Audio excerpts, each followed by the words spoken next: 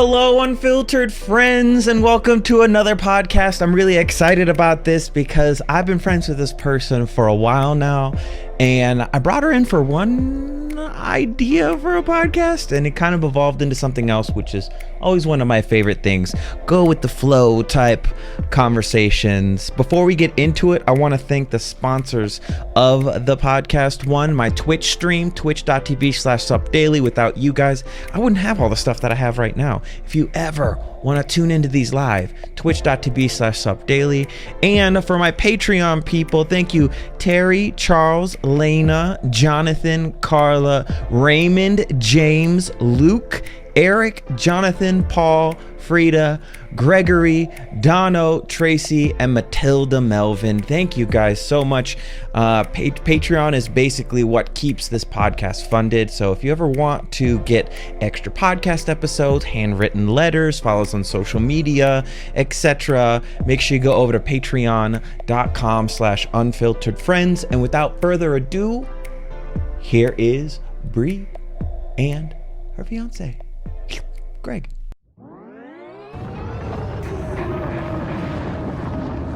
Welcome to the Unfiltered Friends podcast. Before we introduce you to our next friend, I want you to take a moment to think about everything that led you to where you are right now. Do you see how strong you are? Do you see how great your story is? I hope you do, and I hope you learn great lessons and get inspired by our next friend's story on the Unfiltered Friends podcast.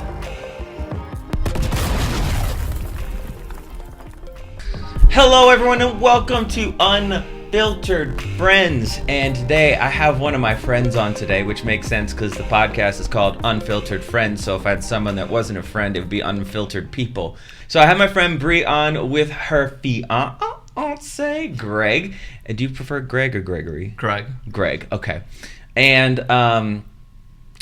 I was trying to pick one type of topic to talk about between the two of them. I mean, they have their story, but I know a lot of Bree's story. So it's just probably going to be all over the place. But I think the main focus we're going to talk about here throughout is you guys, your experience as an interracial couple. But first, introduce yourselves. Like, who are you? Where do you live? Social security number, etc. Of course. Yeah. I am Bree, a.k.a. Aubrey. Mm-hmm. I'm from Chicago, Illinois. Yeah. How did we meet? Well, I was one of your subscribers from YouTube. Did you unsubscribe?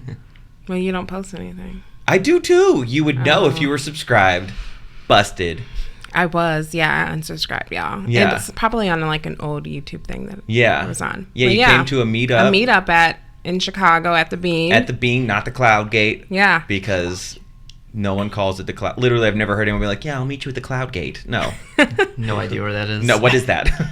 Yeah, and then we became actual real life friends. Yeah. Mm-hmm. And then who are you? My name is Greg. I am Bree's fiance, also from Chicago, Illinois. And I met Chris through Bree. Yeah. Did we meet the first time at that baseball game? Yeah. The White Sox Cubs. Yeah, I was really excited. White Sox Cubs, like crosstown rivalry. Mm-hmm. $100 for nosebleed seats. Yeah, exactly. And then rain delay. Rain delay. Yeah. It was awful. I don't know. Did the Cubs win? Yeah, they did win. Okay, well, as long as the Cubs win. Because we went through many years of the Cubs not winning literally anything ever. It was a long struggle. Yet they still sold out every single time. Yeah. Loyal fan base. I mean, you just go there to get drunk and have hot dogs, essentially. I was trying to explain to Grace, who is off in the corner, actually helping me. So thank you, Grace. I just want to, can we make sure, after I say this, I want you to switch straight to them. Okay. So we were at the game and we got a couple of hot dogs, right? I already know what you're What am I about to say? Did you put ketchup on your hot dog? Yeah. I told you. It's a no. Don't put ketchup on your hot dog. Understand, this is a no. All you had to say was hot dog, and I just knew. I didn't even get to condiments, and you're like, she put put ketchup on it. There are some places in Chicago, if you ask for ketchup on your hot dog, they'll laugh at you. Like, they'll make a public announcement to everyone. You know where I've never been is the Wiener Circle. Oh, really? No. where they like abuse you while you're ordering. It's like at the Bevets. Yeah, at the but like I think they're like really mean. They're actually mean. And if I wanted that, I'd be in a relationship right now. Just kidding. You guys are perfect, I'm sure. So how long ago did you guys meet? About a year and a half ago. Year and a half ago? Oh, and you pulled the trigger. Good for you. January of last year. Yeah. Yeah. So where did you guys meet? Tinder.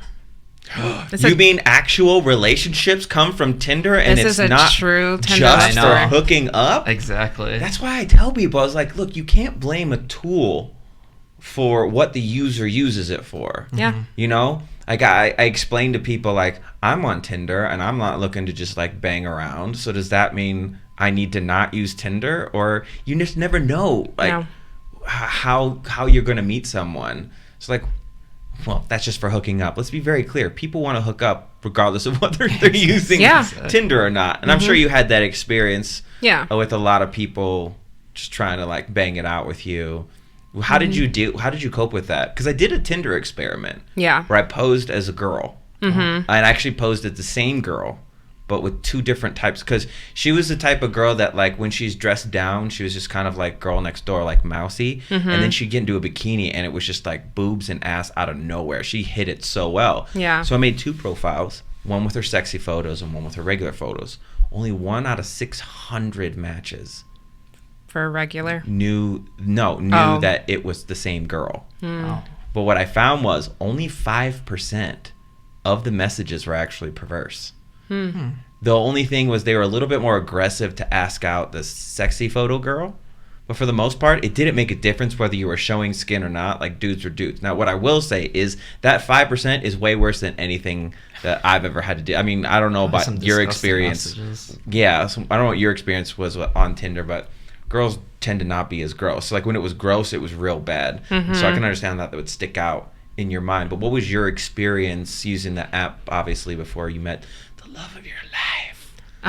So I was using Tinder when it first like came out. That's because you a social media person. Yeah, so that was what, 2013-ish, around then. It was like out, but it was like popular. I feel like it's been like, I think it was like 2011 when it came out. So I was using it since 2013 and I actually met, sorry Greg, a boyfriend through that. What? You dated before Greg? Are you insulted by this? No, it's okay. And it was on and off for 3 years. Okay, on and off. Describe on and off to me. He lived in San Francisco and I lived in Chicago.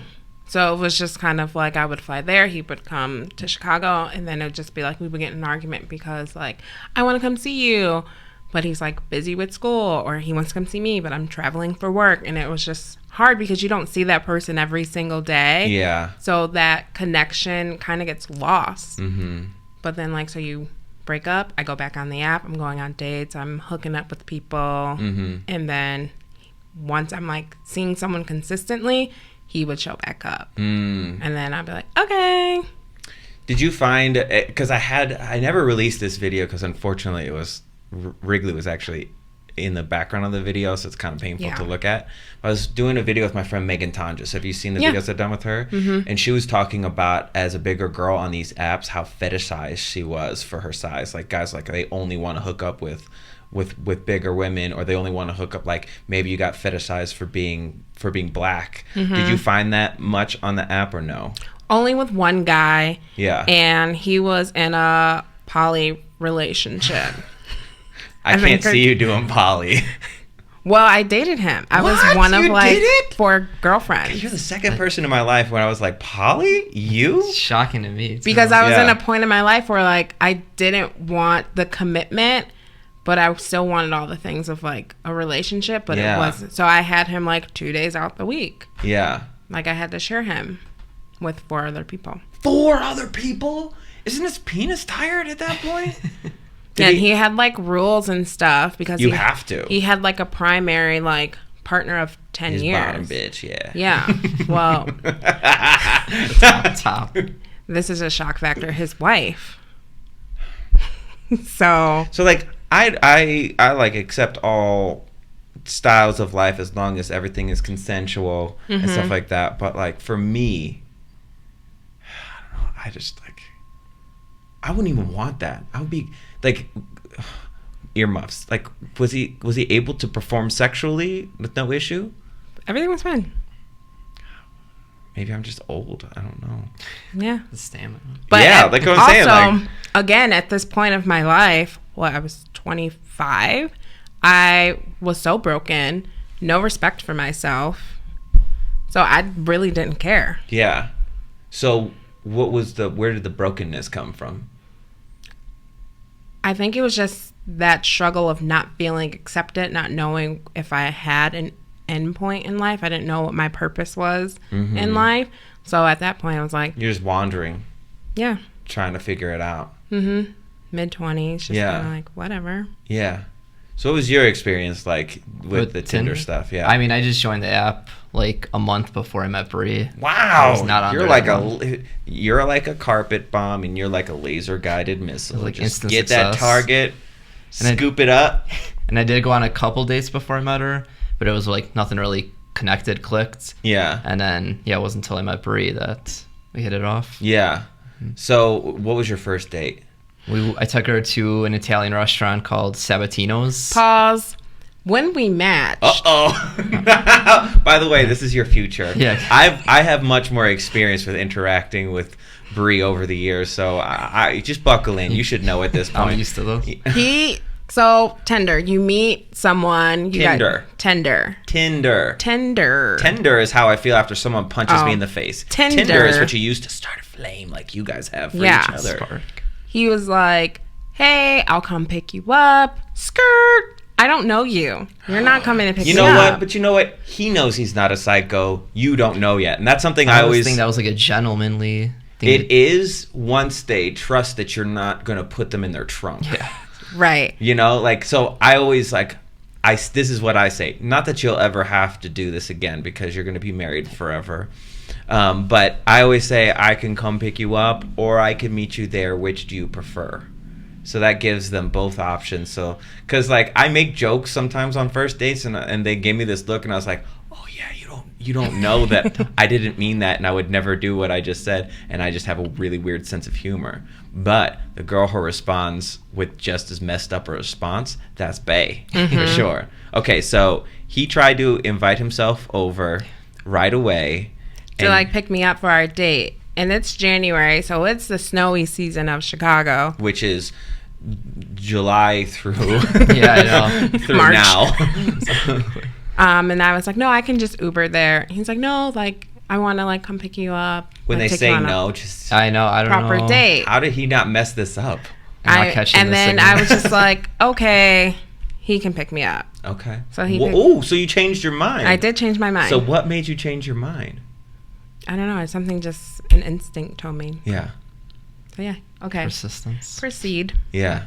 So that was our first day. Sabatino's sadly is not longer open, but Yeah, they closed. and they actually gave us like this booth that was kind of separate from the restaurant, like a private booth. They even had violinists come to the table while we were eating dinner. It's like really romantic. None of this I had planned. Yeah. It just happened. Yeah. And walked her back to the apartment after the date. You guys make out and stuff? It wasn't like a makeout, but he kissed me. And was there sparks? I'll wait for her to answer first. I felt something, but also, side note, my niece was having her first chemo treatment. Oh. So I was on my first date with Greg. She was having her first chemo treatment. So I was just like, my emotions were just everywhere. Like, I really liked him, but I was really concerned about her. So were you talking about that with him at all? He didn't know. No, I didn't know. At all. So you kept that pretty private. Yeah, it's like I didn't know what the outcome was going to be or anything. So you didn't want to like, because that's a lot to put on Other someone. than someone. So she was your niece. Yeah. She was how old? 9. 9. And she was diagnosed with? It's a form of like muscle cancer. Muscle cancer? In her calf. Yeah, soft tissue. I've never heard of that. It's very rare. Yeah. So were you struggling when you were on this date because I was you knew like about checking my phone. I don't know if you remember. Yeah, I remember. I was Did you like think checking that my she phone. was not interested? I was a little bit like, oh yeah, that's what I was thinking. Like, this date's going bad. She probably has no interest in this date. But were you guys having good conversation? Yeah, we Conversation were. was good. And I was apologetic. I was like, I'm so sorry. Like, I'm looking at my phone. But it was, like, next to me. Because my mom was just, like, giving me updates about it. So Yeah. I was kind of guessing that, too, if, like, your friends were texting you, asking you how it's going. And yeah. everything like But that. he didn't know what was going on. Girls create all of those outs. I've heard about they put their location on, they text their friends like what you look like, what your car, maybe your license plate. It's like when people talk about privilege, I always use that as an example. I don't know about you, but never ever when I'm a man do I go out in public and I'm like, I got to make sure I don't get raped today. Like, I never think about that. I got to make sure that this girl doesn't attack me. I'm not saying it's never happened, because unfortunately it has. But, like, it's not really something as a guy you worry about. In girls, it's just, like, ingrained in you. Yeah. Have you had, like, poor experiences where people got pushy? No. Yeah, you're not to be messed with. That's what I do know about you. Yeah, no. I'm always, like, what is it? Flight or fight? I'm fighting. You're fight. Yeah, you are fight. Where does that come from? I think just... Your nature? Yeah, that's just how I've always been in life. Yeah. So what was it? So after that date... He asked him for a second date. Second date. On the date? He was like, well, I would like to see you again. Okay. And I was like, okay. So a couple days went by and he texted me. Yeah, and I invited her You gave her 2 days? I think, yeah. Did you do that on purpose? No, it probably was... No, I think I texted you the day after. Maybe I don't remember. Maybe. Yeah. So it's really important, and guess what our second date was? Because he was like, "Oh, have you been to a Blackhawks game?" Had you been to a Blackhawks? I have, but I haven't. But it was for like work, so I wasn't really like watching the game. And I'm like further up. I'm like in a suite or something. Yeah, I know. She told me that. I'm like, that's gonna be better than any seats. Second date, he took me to the Blackhawks game, 6th row from the ice. You are putting it on, man. Did you get a hookup or? No, I just bought the tickets. StubHub. He got money. He got money? Wait, so what do you do for a living? I am a supervisor in a metal shop. So we make like mostly the roofing, like gutters, vents, pretty much building supplies. Yeah. That's like our main product. Yeah. We sell. It pays well enough to say, because second date, that's a chunk of change. So you must have been pretty sure. I mean, yeah, I don't think I would do on our that. way to our second date, we are just talking about like, what kind of TV shows do you watch? And Greg goes, oh, I watched this show. Like, no one really has heard of it. It's called Big Brother. And I was like, oh my gosh. Wait, I didn't think what? I've met a lot of people who've not watched. Yeah, she was one of the first people that I've mentioned that show, and she knew what it was. I only know one other person like our age that knows it. I think maybe from living in LA for so long, I'm so used to being around reality stars. There was a guy who I used to hang out with who was on Big Brother. James Ryan was his name. Do you know what that is? It was a while ago. James Ryan. There was a James, like shorter? No, he's tall, Oh, no. good abs, brown hair. Anyway.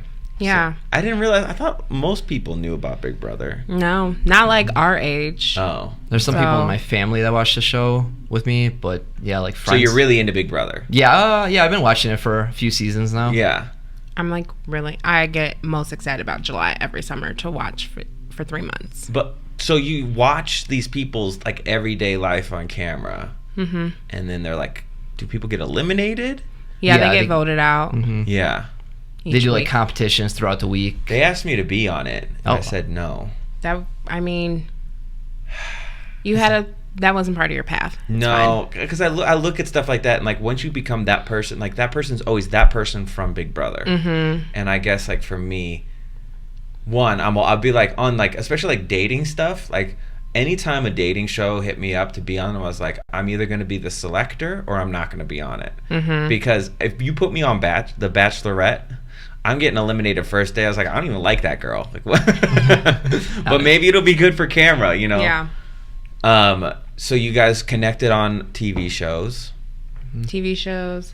Sushi he was like, oh, do you like sushi? And I was like, yeah. Yeah. Because again, a lot of the guys I dated didn't like sushi. But I mean, to me, this is all pretty like basic stuff. TV, food. Where do you guys connect on a deeper level? I think that's when things with my niece started to like really get aggressive, and I had told him, I was like, hey. Before we get into that, tell people what happened with her. Yeah, so my niece and nephew lived in New York, and their living situation was just very terrible. Every summer, they would come to Chicago and stay with my parents.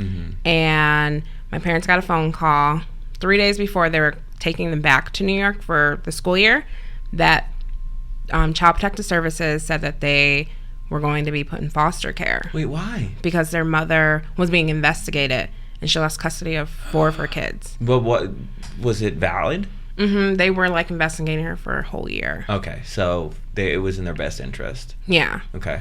They said they would try to keep them together, but there were no guarantees. That system is so tough. Yeah. So my parents were like, what can we do to keep them? Yeah. They said you can go to court and get guardianship. Yeah. So that's what my parents did. Like the next day, they got guardianship of my niece and nephew. Within all of that, they had to go through all the channels of being in school, so getting a physical. So my niece, nephew went and got a physical. Nephew's fine. Niece is healthy. Told the doctor she's mentioned this lump on her leg. They're like, okay, let's get it checked out. Took a test, came back, and it was cancerous. They didn't know what kind it was, so it was just more tests. So that was September of 2018. Or no, 2017. See, I only knew about the cancer stuff. I didn't know about all the stuff before it. Yeah. She had a rough go, huh? So 2017, September, they found it. Wasn't until November of 2017 they knew what it was. And what was it called? Rhabdosarcoma. And it was stage 3 when they found it. And she's 9. She was 8 then. 8. And they were like, we'll start chemo as soon as possible. But they were like, we want her to enjoy like Christmas, so we'll start a new year. So January comes, she starts chemo, same day as my first date with Greg. So yeah. And then what happened after that? Chemo was going really well, but then she was about to start radiation. The tumor had shrunk. It didn't spread, so then they're like, let's start radiation. So then that's when I told Greg, like, hey, my niece has cancer. Like, I'm the support system for my family. Yeah. So I have to be there when they say, like, we need you. I need to, like, leave. I don't know when that would be, whatever. And she was getting treatment in downtown Chicago. It's only like 15 minutes from where I lived on the north side. Yeah. And I said, you didn't sign up for this, so you can, like, leave now. And Greg said, no, like, anything I could do to help. Yeah, I'll stay. Yeah, you took on a lot right away, so you must have been pretty damn sure. I mean, tell her right now what made you so sure in that moment that you were in. I mean, I don't know. It's like when you told me that, I already knew that, I was in love with you, and whatever, I guess, came with you. Like, I wanted to help. Just wanted to be. How did you know that so quickly? I don't know. I just felt it. I guess it's hard to explain. Yeah. But I just knew, like, I just wanted to spend time with her. So if I could help her family, whatever I could do for her. Now, is that how, like, you've lived most of your life? Is just like a very giving person, like, for people in your life? I don't want to sound too, like, arrogant, but yeah, I've always tried. I asked the question. If it's the truth, it's not arrogance. I just always like to look to help people. Just be generous, whatever I could do. Give someone a ride, or anything, little stuff like that. He's so cute. Look at him.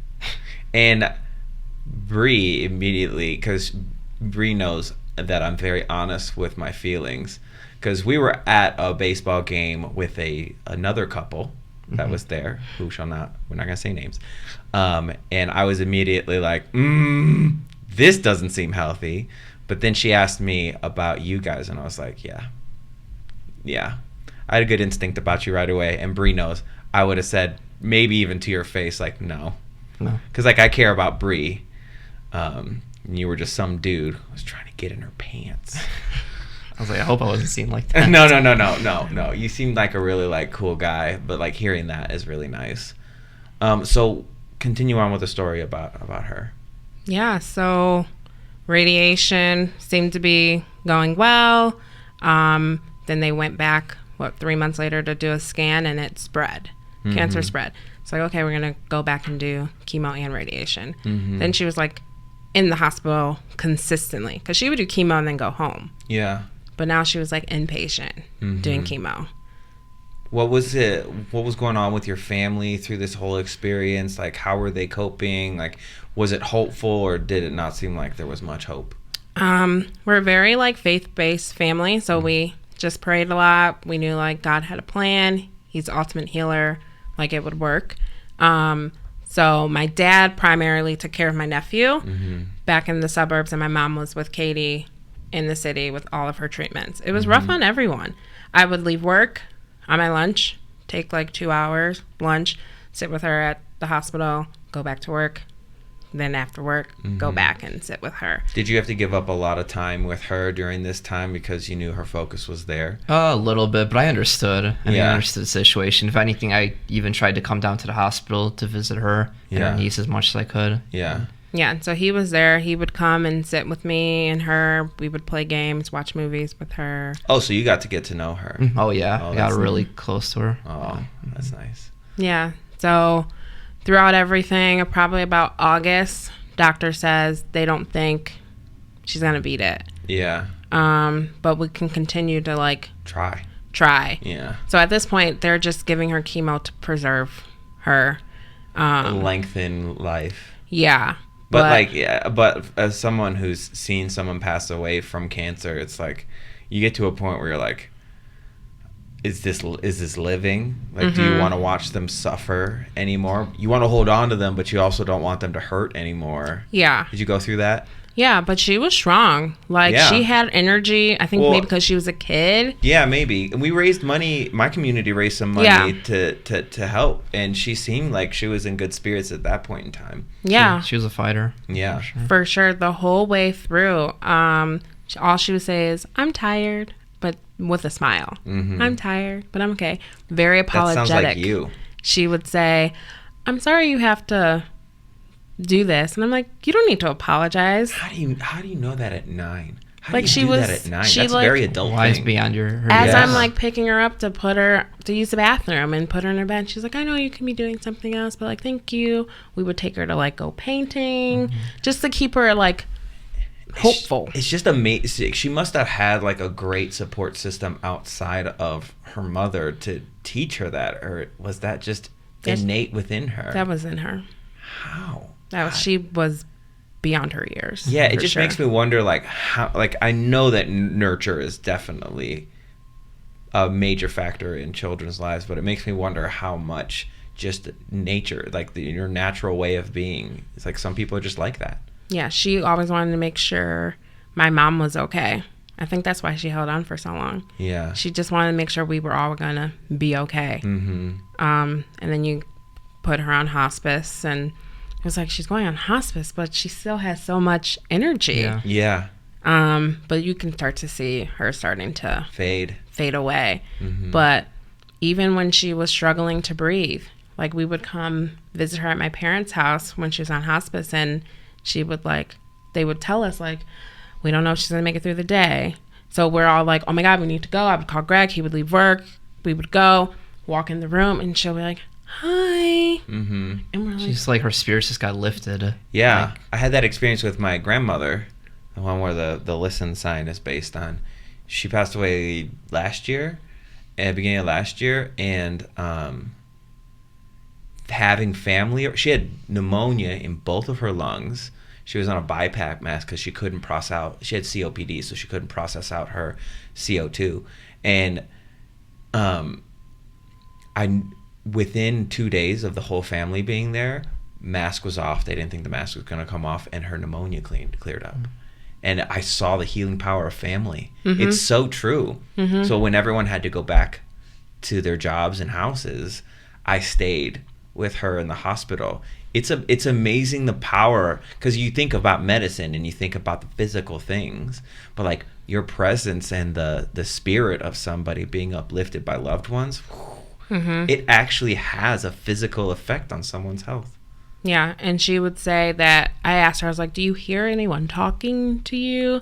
She's like, "Yeah, they tell me like I'm gonna be okay, but it's not time for me yet." Whoa. She's like, "It's not time for me yet." That's what she would say. Like, they thought she was going to be gone like December 1st. Yeah. And when did she? December 28th. Yeah. My mom was like, "Katie, can you say for Christmas?"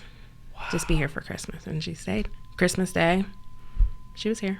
She Yeah. was up talking. It just makes you wonder, like, how the human spirit and how will your body to keep going. And they tell you, like, this is the first thing. She's going to start to, like, be cold. She was getting cold. Like, before Christmas, she was like ice to touch.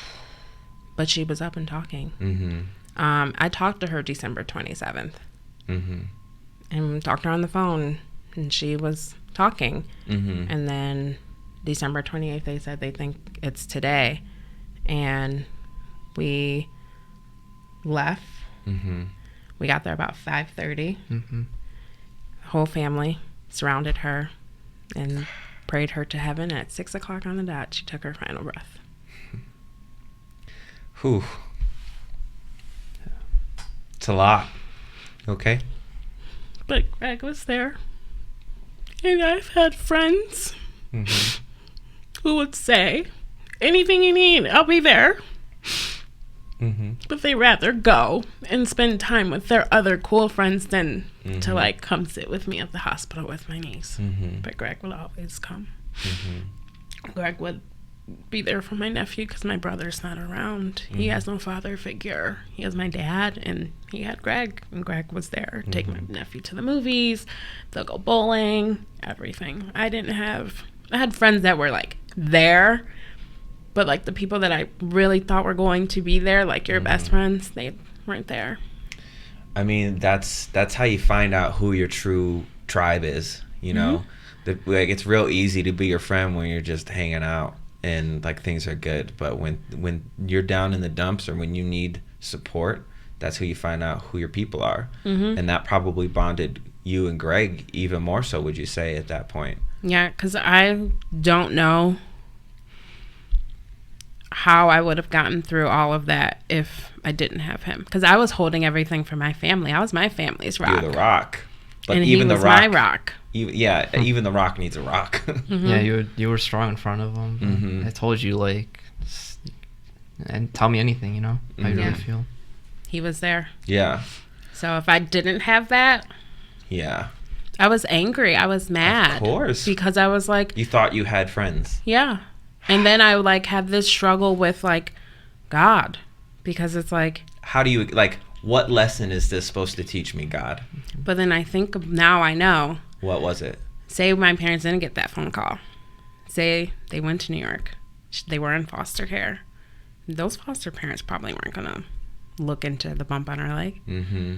We got that entire year to be close to her. Beautiful thing. And you got to test your relationship Mm-hmm. to see what your future for you was going to be like. Yeah. Yeah. So how did your perspective on things, we talked about it a little bit, I don't know about you, because I've had a few sudden deaths in my life, one pretty recently. And I always try and take, like, a big lesson from it and like grow from it and improve the way I live my life and the way I interact with the world. What was your big lesson from that loss? If I have a cough, I'm going to the doctor. Right. You just never know. You may never think, like, chances. she was 8 years old. You think she's a child. She's fine. She didn't look sick. Yeah. She told her mother about this bump months ago. Her mother neglected the issue. Right. So if you have anything, you have a pain, if it doesn't go away within a couple days, go get it checked out. Mm-hmm.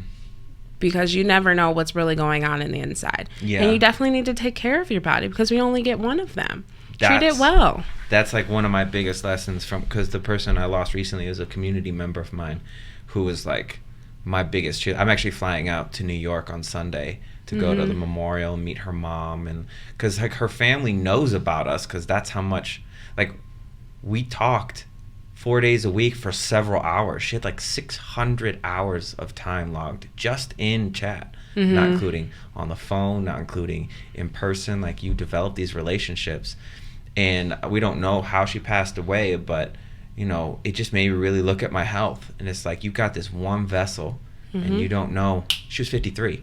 Yeah. Gone. You know? So, like, since then I've really, like, buckled down with the food I put in my body, going to the doctor. Like, your health is not guaranteed. No. It's not. Mm-mm. And, like, and you were talking about she looked healthy. There's a lot of people who are very sick on the inside that look fine on the outside. Yeah. You know, your internal health is so important. Mm-hmm. And there was another lesson that I also took that I think you took was, because you're not guaranteed tomorrow, you better live each day to its fullest. Yeah. And why was I home? I came home for some reason. You were supposed to go to Toronto? Yes. I went on a trip. I try not to feel guilty about this. I had a choice. I was supposed to go to Toronto, and I was either going to go to New York and see Mama, who's the one that passed away, or go to Chicago and see my mom. Yeah. I'm a little grateful that I didn't go to New York, because then one of my other like close community members went and got to spend a lot of quality time with her, and I already had that with her. Mm-hmm. So it was good that she got to do that. But yeah, I remember I got in town. I surprised my mom, mm-hmm. and I took the blue line to downtown, mm-hmm. and met up with her for coffee. And you hadn't been engaged for that long. No. You still haven't been engaged for that long. Show them the ring. Girls love doing that. Yeah, I know. In every picture. And I was talking to her. I was like, so you're engaged. And I'm actually interested to hear your perspective on this interaction, because I've heard hers. Because it's very much like seize the moment. She pretty much told me she had like a shit or get off the pot moment with you when it came to... A little bit, yeah. Yeah, so explain the interaction that happened at that point. So, I mean, we'd been dating for a year now, and like we're getting older, you know, looking for commitment. Mm-hmm. And she pretty much just like asked me like, where are we going? What's the future of our relationship? You know, and I told her like, looking to get married, spend my life with you. And she's like, well, you gotta kind of show it to me. And I'm like, I was like, just it's words, but you gotta show with actions, right? Mm-hmm. So and then, you know, I was like, well, I gotta propose to her. Like, yeah. What am I waiting for? Like you were saying before, like our lives aren't promised. No. So it's seize the moment. 5 minutes, 5 seconds, 5 hours, 5 years. You don't know. Mm-hmm. Yeah, exactly. So yeah, went to get the engagement ring and started planning the whole proposal. Mm-hmm. So what was the planning process like? So I consulted with one of her best friends, Allie, and we were kind of meeting in secret behind her back. And she was telling me that because Bree notices everything. Yes. So there's no way she doesn't know that you and her... Did you ever suspect that something was going on between them, or no? No. Okay. Allie has a boyfriend. Well, there's lots of people with but boyfriends. I mean, like, but then it's Greg. Right. Oh, You just you have a trusting relationship. That's good. Congratulations. Because I remember I met with her friend one time. We were going over engagement plans, and I came home, and she gave me a hug, and she's like, "You smell like perfume." And I'm like, that's like, weird. Are you in the FBI? I always said this, like like we need like a all female FBI, because they would solve everything immediately, because y'all pay attention. Not when you're walking around in public. I noticed that. I always have to try to avoid women when they're walking in public, because they don't pay attention to you. I see that the fellas kind of do, but when it comes to that stuff, they're like, yeah. It's like it's like all the women of the world have like this. They're like interconnected through like the female network, and like if they don't know, someone else will know and will tell them. Exactly. I was like, in my head, I'm like, she's Sherlock Holmes right now or something. And she's like, I know that perfume. And I feel like you're a bad liar. I probably am. Yeah. So what was the look on his face? He's like, I played pool, and so I probably hugged like the bartender. And I was like, oh my God, you're so bad at lying. It, like, you bumped in hugged the bartender? Well, I know her, so like she's a friend, so I gave her a hug. I guess that makes more sense. So maybe her perfume rubbed off on me, something like that. And then a couple minutes later, she's like, I know where that perfume's from. That's Allie's perfume. Oh my God, what is... I was like, because Allie smells so good. Oh. And it's like a very particular scent. Yeah. And I was like, I know that smell. And she's my esthetician, so she's real up and close to me, so I remember that smell because she's like working on my face. So you must have like on the inside been panicking. Screaming. I was like, she got me, I'm busted, but she didn't really go press. Yeah. So why didn't you press? Because I know you wanted to. I did, but did you an kind of inkling figure? was like, okay, I'm gonna just back off. You probably knew what was going on at that point. A little bit. God, why? So I was like, should I come home and take a shower? Like, I mean, how would she even know that? Yeah. So what happened? So what did you do after that? So we were like planning the whole thing, and our plan was it was Saturday, March 30th, and I was gonna take her out to breakfast, and her friend was gonna go over by my house and set up upstairs where we're living. She was gonna set up like roses, we went shopping and bought like roses, candles, frames for pictures of us, like a whole display.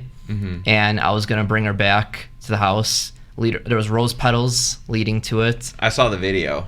And I was not murdered. Surprise her. And she thought maybe I was gonna do it at breakfast. Yeah, I thought he was gonna do it You just can't keep secrets. at breakfast, and I'm like, so what are we doing today? Oh and he's my like, I don't God. know, play by ear. Could you tell by the way she was acting that she kind of knew the Yeah, jig was she up? kind of knew because I was nervous in the car ride back. He didn't put his seatbelt on. Oh my God, why do you notice these things? I'm so observant. I can identify the scent and where it comes from. I know that you look nervous and you're not wearing your seatbelt, and it's just like, it's like you were looking though. You were Slightly. looking at that point. As the day was going on, I was like, okay, it's not happening. And then I was like, maybe it's happening tonight. Yeah. Because it was still early. It's like 1 o'clock. Yeah, because you did ask me what we're doing tonight, and I'm like, oh, I don't know. We'll see. Maybe we'll go out to eat or something like that. Yeah, so I was like, okay, well, it's definitely something's going on today. Yeah. And then, I brought her back, let her upstairs, and she was giving me such a hard time. I was like, I have to use the bathroom, and You are so difficult. Can you let my brother do something nice for you without critiquing everything? Exactly. This is your future. Yeah. Just so you know. And I was like, oh, Harley, our dog. I was like, leave her downstairs. Don't take her up. And she's like, why? Why can't she come upstairs with us? You're literally the worst. I want you to know. he's like, I want to show you the blinds were installed. And I was like, while we were gone? No one was here. Yeah. I will know because I said like I had somebody come over and install them. Yeah, and I was like, we weren't home, and Harley was here. Like, what do you mean somebody was here when we weren't home? You're such a suspicious person. I can't What is even, going like, on? improvise an There's excuse. like no. You could have just, if you knew if you knew what was going on, you could have just played dumb. But no. No, I honestly didn't know it was happening. Oh, okay. I thought it was gonna be like later. Out. I didn't think it was gonna be at home. I thought it was gonna be out somewhere, like a rest. I didn't know at all. Yeah.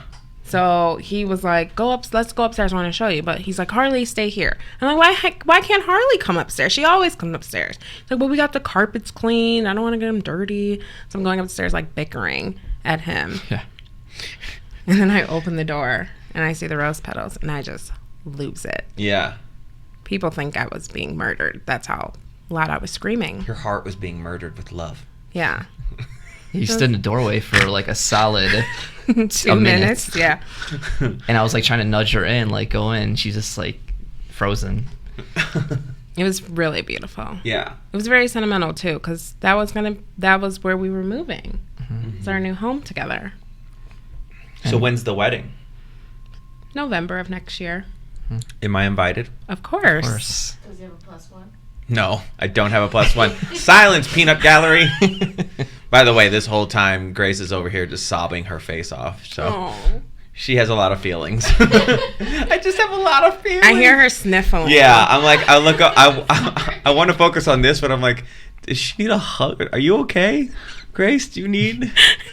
It was a lot. Yeah. Well, did you listen to the podcast I did with her? No. Yeah. Off camera, we'll explain why this touched home with her in many ways. So November. So I'm assuming it's going to be an indoor wedding. Are you doing it in a church? No. No. Where are you going to do it? Do you know? We want to be different. Greg comes from a very Catholic family. Mm. So very traditional church banquet hall. Greg comes from a very Catholic Polish family. Which is very uncommon in Chicago. There's no Polish people there. There's only mimosas. Right. No. Did you know that Chicago has the second largest Polish population in the world? Mm-hmm. Warsaw, Chicago. Yep. Yeah.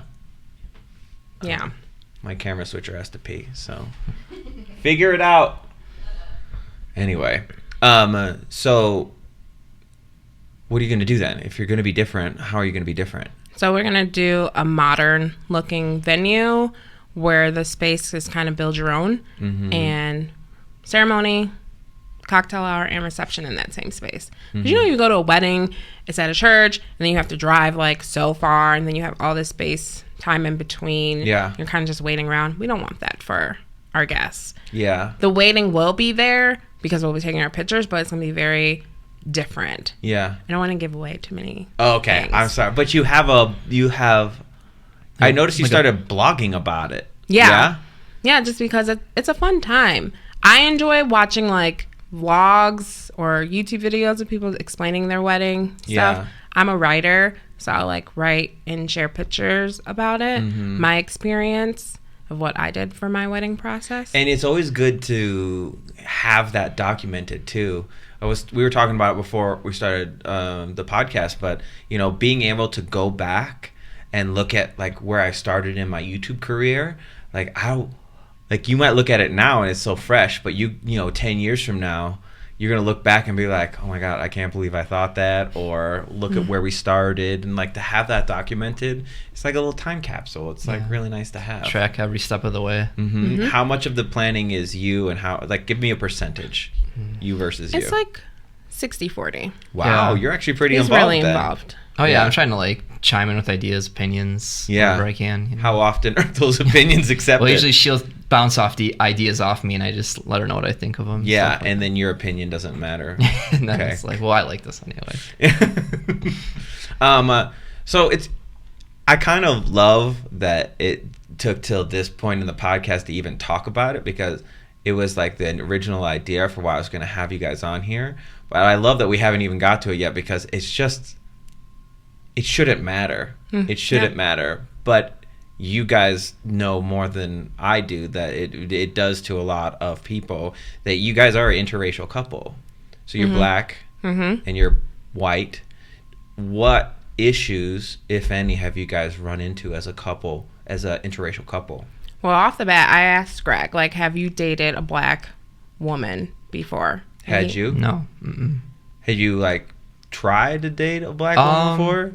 No, I mean, not just, I guess no, you know? No.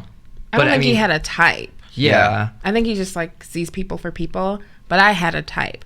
I'm from the suburbs, so all I seen was white men. Yeah. That was all that I knew. Yeah. Yes, my dad is black. Yes, my siblings, my brothers are black. But where I grew up, it was like white men. Yeah. So that's what I'm used to. Yeah. That's all that I dated. Mm-hmm. Yeah, Hispanic, Asian.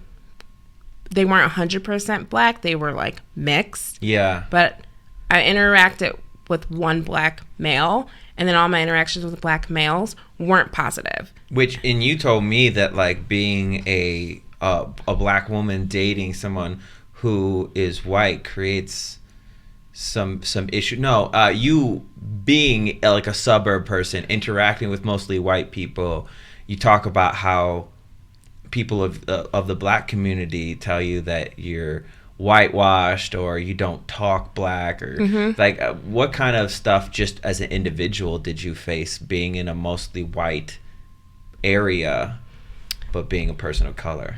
For me, I had a positive experience. Oh, good. Because I'm from Downers Grove. It's a western suburb in Chicago. Everyone was very opening and loving. What was the club? Zero Gravity. Zero Gravity. Oh my god. It was remember. 16 to 22 years old. Yeah. Oh my god. What an awkward place. Anyway. Yeah, so my experience was great. I was the only brown kid, but we were kids. And kudos to my classmates' parents who taught them to treat everyone with love and respect. Right. Because Like- I never experienced any kind of hatred, racism at all as a child. It wasn't until I got older. So what changed when you got older? High school. So there's a neighborhood in Chicago called Caprini Green. Which is gone now, right? Which is gone. So it was like lower income. Did they replace it with, like, did they gentrify it or did they just flatten it? Flatten it, build condos. But they built, like, Yeah. nice condos, I'm assuming. So all of those inner city people moved to the suburbs. So when I got to high school, and I went to the same school from kindergarten through 8th grade, so the same people. Right. It wasn't until I got to high school where it was like 5 different schools in one high school. Yeah. So I was like, whoa, look at all of this like diversity. This is amazing. So I love everyone. The black people didn't like me because I didn't sound like them. I didn't dress like them because I came from, like, my family was middle class. And so automatically I was labeled as the black white girl who thinks she's better than everyone. Right. And it's like such a shame, especially from like any minority community having the infighting amongst themselves. Like, you might not have lived their experience, but you still walk through the world as a black woman and experience a lot of the same prejudices that black people do in this world. Like, yeah. Even if everyone is like nice to your face, like they still look at you not as a person but as a black person. Mm-hmm. And that has to be frustrating at points in time. Super frustrating. I was robbed by black people, picked on, and I think that's probably where how I am today came from. I had to stand up for myself. Mm-hmm. I remember being a sophomore in high school, and we had just moved to like a further suburb in the west suburbs, and I had to take the bus. And these girls would pick on me because how I talked and how I dressed. I had a North Face. I had a Louis Vuitton purse. And my mom drove a Lexus. Like, yeah. I called my mom and I was like, meet me at the bus stop. Because I was tired of getting picked on. My mom met me at the bus stop. I gave her my stuff. And I fought 3 girls. Whoa! By myself. What? Do you know this story? Yeah, I know the story. My mom's told him. Yeah. 3 girls. Because I was tired of being picked on. How did that... I mean, you took on 3 people. How did that go? They didn't expect it to come from me because so you called their bluff. Yeah. And after that, my mom drove me to school and picked me up every day until I got my license. But, like, people didn't mess with me. And then that was my reputation in, like, high school. It was like, don't mess with Brie. Like, she's super cool. She's super nice. But if you piss her off, it's ugly. Yeah. So I would be that's when I realized, like, I'm the voice of the people. Because I didn't like when... The voice of what people? The people that look different. I was friends with everyone. I was never in a clique. I was friends with the jocks. I was friends with the kids that were on the bowling lead. I was friends with the kids that didn't. People are so focused on category instead of humanity. I was friends with everyone. Yeah. And if a bigger guy was picking on a smaller girl, I would intervene. Or if, like, people were just bullying it, I would intervene. Yeah. You're not going to talk to them that way because his shoes look different. Maybe you don't know his family story. He's trying to get an education. Like, leave him alone. I would beat up guys. I would beat up guys that were mean to, like, a bigger girl. You better watch out, bro. You better not mess up. She will body slam you. Yeah. So I just didn't care. Yeah. At that point. Yeah, it's like, because I was bullied growing up a lot. I got beat up every day for like 5 years. I would go home from school bloody. Like, I would get beat up on the way home from the bus to my parents' house, and it was like half a mile maybe.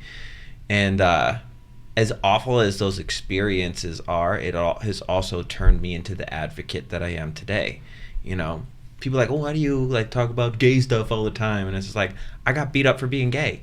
I mean, I've never been gay, but that wasn't important to them. They just wanted a reason to beat me up. Yeah. And I never did what you did. I did what you did one time, and that's because they dropped a bat, and I blacked out. And I don't remember what I did, but it was not kind. And it's like you get to a breaking point. You're like, I don't want this anymore. Yeah. So when she asked you if you'd ever dated a black woman before, what was that conversation like? I mean, I said no, and I think she asked me like, just have you ever looked? And it's not that I like. I mean, I was just open to, like she said, I don't really have a type. I was just open to dating anyone. I guess I've just never happened where I ended up dating a black woman before. But I mean, to me, it didn't matter. Right. Obviously, it didn't make a difference. So what was the purpose of asking that question? What were you looking for? Bringing it back to when you're meeting someone online, fetishes. I didn't want him. I wanted to make sure he wasn't just like going for that black girl. Be like, oh, I banged a black girl. You didn't want to be a notch. No. In the belt. Yeah. Yeah. Something to just check off a list. Did you run into that very often? Not often. There was like one guy that was like that, but it wasn't like often. It wasn't like something I struggled with. But it was just one of those common questions that I had to always ask people. And then I asked like about his family. because my dad had kids before he met my mom with a white woman. So my siblings are biracial. And then my niece and nephew that my brother have, they're biracial. So I knew my parents were going to be okay. And then like our family is a mixing pot of everything. So I wasn't concerned. But I asked him like about his family and what they would think. And Greg was like, no, I think it should be fine. I mean, this is definitely new for my family. There's no mixed relationships in my family. So, but I mean, my family's raised me to be accepting to all people, you know. So, I mean, obviously, I didn't think there would be an issue. But was there an issue? There was. You explain the issue. At first, I think it was like new to them. I think it took them a while to... It's like accepting of all people, but... Yeah, but until they get to the point of being a part of the family. Yeah, exactly. It's like friends, okay. You know, neighbors, that's fine. A lot of my Polish friends, man. Like, I remember back home, my Polish friends they were very, very racist. They were. Is that a part of Polish culture? Or is it just because there's not a lot of black people in Poland? I'm assuming that's there's not a part of it, yeah. So it's more ignorance than anything. I've definitely seen that in the Polish community before. I don't want to say all people, generalize it, but definitely in them. So, and definitely the older generation. So what were your interactions like? What made you realize that maybe they had an issue? I think they were kind of quiet at first. Would you say? Like, I mean, they said like hi to you and stuff, but like they weren't really going out of their way to make conversation and everything. They didn't ask me as much about Brie and stuff like that, so I could tell there was some kind of division there, I guess. How did you feel about that? I would tell him, like, your dad just doesn't even look at me. I would say hi. You've experienced this before, I'm assuming. No. No. Not with someone I was dating. But, like... But also, I never got to the point of dating someone where we were, like, meeting families either. Okay. So... because you were the first person to meet my family as well. What happened after that? Like, at what point... Did you have a conversation with them about it? I talked to them about it. What was that conversation like? And they pretty much told me like they don't care. You know, they say as long as I'm happy, they're happy for me and stuff like that. But I told them like you have to like interact with Brie. I mean, you can't ignore her in any way. I mean, I told them it's like she's gonna be like I want to spend my life with her. This is gonna be a long-term relationship. This is gonna be short-term. So I mean. She's gonna be around. I want her to figure it out. Yeah, I want her to be part of this family. Yeah, pretty much. But it wasn't really race. It was the fact that I wasn't Polish because Greg's sister-in-law told me she went through the same thing that I went through because she's an American. Yeah. So, but it wasn't like because I'm black. It was a mixture of like because I'm not Polish, and then like the sprinkles on top is like, oh, she's black too. Yeah. So it was just different for them. Yeah, but they figured it out. They figured it out. And you guys have a good relationship. They're great. Now. I love them. What about out in society? Have you guys run into any issues at all? I feel like we've really evolved in that, but there's still... You get the looks. Like, what are like the area we live in is very Polish. Yeah. And Hispanic. So I'm really the only like brown person. I get excited when I see like other brown people in the neighborhood. My people. Yeah. But no one's been like rude or hateful towards us. We haven't gotten anything like that. Just probably the looks. I think looks, yeah. Just the looks. And like, you know, That's whatever. fine. Walking through the park. I'm like, yeah, you can look at me. I know I'm cute. Like, I get it. I know my man's fine. Exactly. Okay.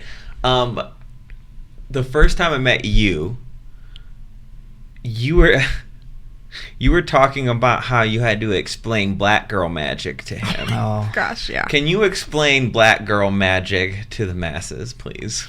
Black girl magic. So Greg... I just love this term, black girl magic. I was like, what are you talking about? I didn't know this was a thing. Yeah. Like, I had saw Greg, and my weave was rough. What's a weave? It's like... It's like extensions, It's but like extensions, woven in. but it's like sewed in. Yeah, So, okay. like, it's not going anywhere. Yeah. You can pull it. Don't touch my hair, though. That's just a And- general rule Oh, of I black learned. women in Yes. general. Do not touch the hair. Yes. Yeah. Black people in general, I but just especially women. Yeah. So then a few days later, I saw him. He, like, came through my front door, and it was, like, fresh. So it looks like That really fresh weave. nice and shiny. He was like, wow, like, oh my gosh, like something's different about you. He couldn't tell. It's Black Girl Magic because you got the fresh weave.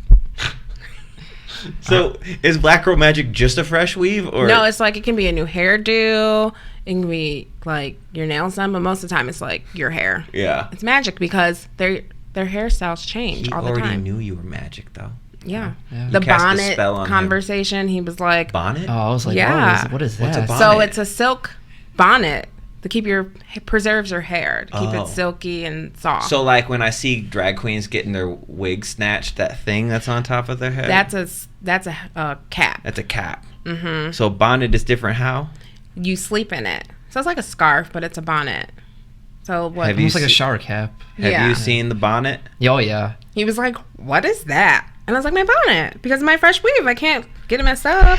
And I was This like, is so complicated. I was like, are you gonna be sleeping in that? She's like, yeah. I'm like, The things that women in general do to their, like, heads and hairs, it's just like, it's so complicated. You know, just... I remember taking our engagement photos, and she's like, I was even putting my hands to her hair, and she's Mhm. like, this is the only time you'll be allowed to touch my hair, so Mhm. take advantage. Get used to it. Yeah. This is it. Yeah.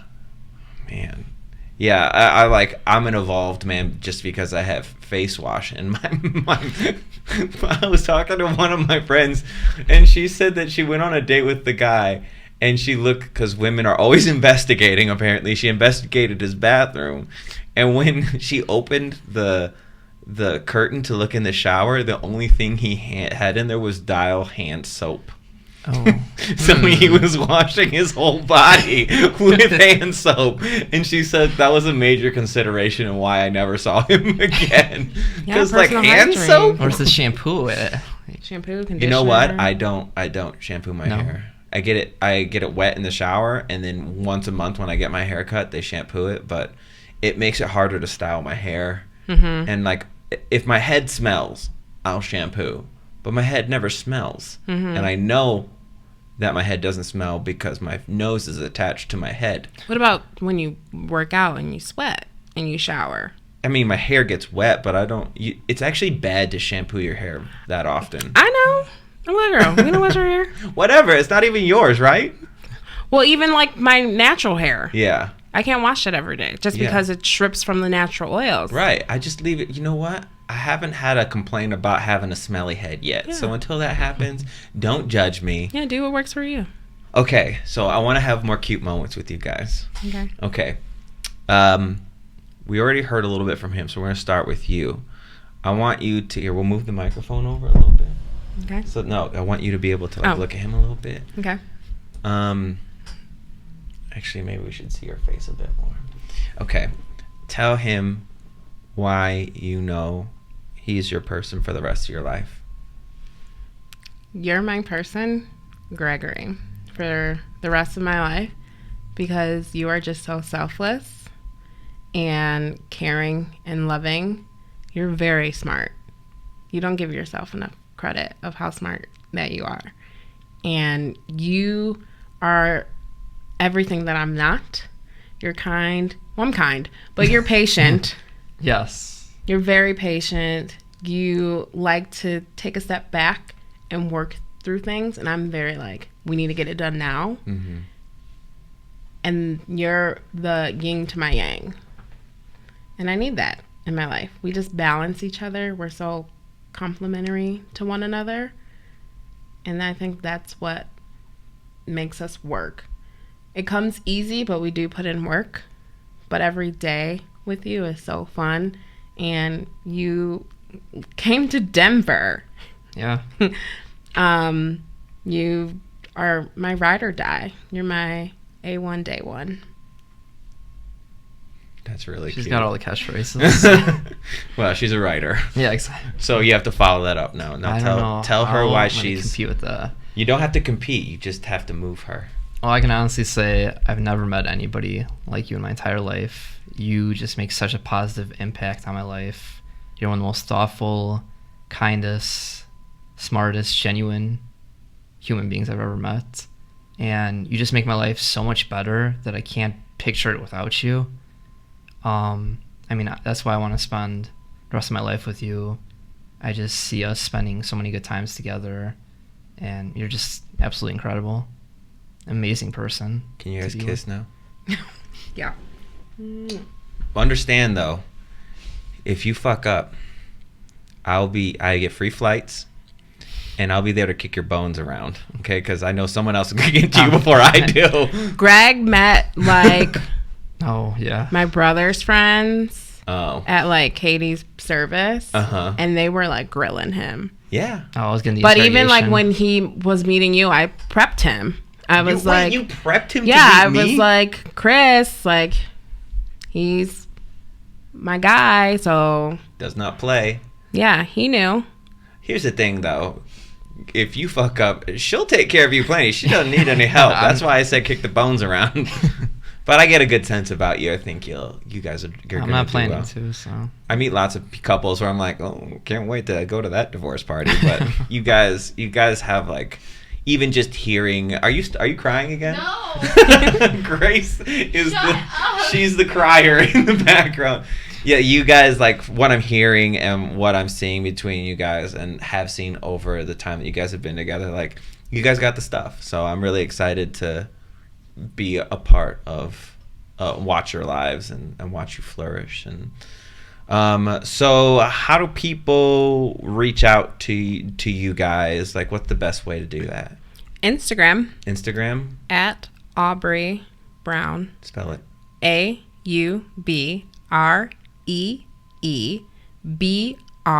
AUBREEBRWN. Okay. Brown is hyphenated. Do you want people to reach out to you? I mean, If you go to mine, it says Yeah, there's a you'll little find me. ring and his.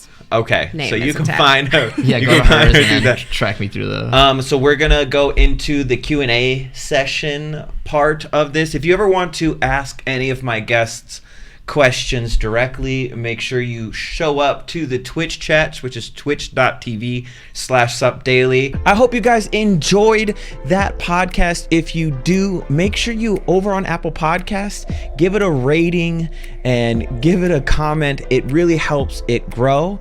Also, if you share this on social media, this podcast on social media, and tag me, I will retweet you. I will post it to my Instagram story. This doesn't grow if you guys aren't there to help it grow. All thanks to you guys. And tell me the most impactful moment of this for you. Make sure you go over to any of my social media, Sup Daily, Instagram, Twitter, as well as Sup Daily on Twitch. And I'll see you guys all on the next episode of Unfiltered Friends.